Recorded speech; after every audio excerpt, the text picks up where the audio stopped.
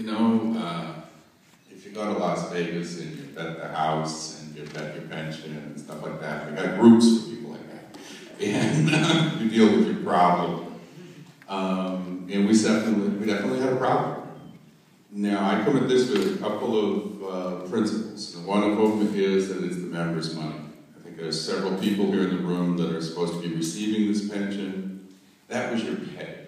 You were promised that pay by the City of Oakland. And I really feel that the City of Oakland, and that means all of us, has an obligation. These are people that work for us, and they're not that well paid. But part of what they get is these benefits, and it is part of what we have promised them. That said, I was in the machinist union for 19 years. My pension was dealt with. We have no such problem. You don't hear about the machinist union having this problem. And the reason is because every payday the money was pushed across the table.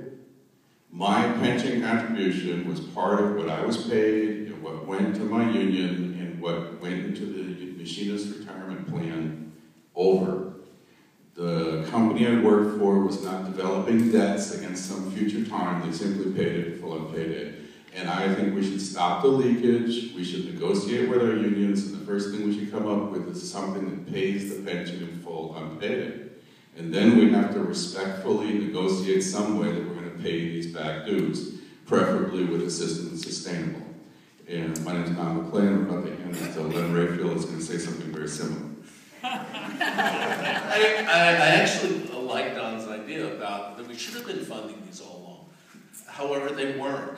Well, let's put it this way. They were, but under ridiculously optimistic assumptions, okay?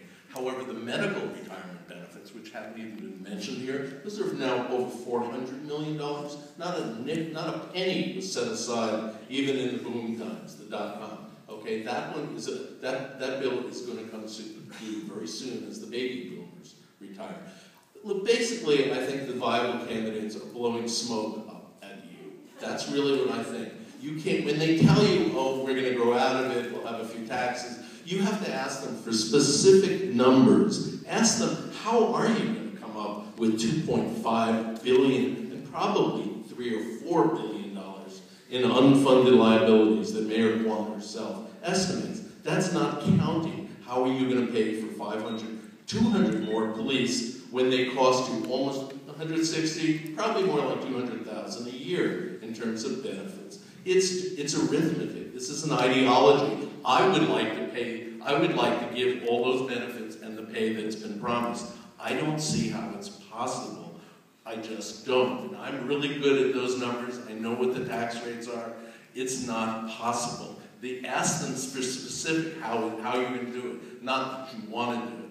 Basically, I would tell you we owe an apology to every city employee who negotiated in good faith for the benefits and the wages that they got. We owe them an apology, but we don't owe them the city. We basically have to tell them, we're really sorry, we were asleep at the wheel when our elected officials, who are all supported by the unions, just like the viable candidates here are tonight, they all approved every single pay raise and every pension increase. I'm really sorry, we don't have the money.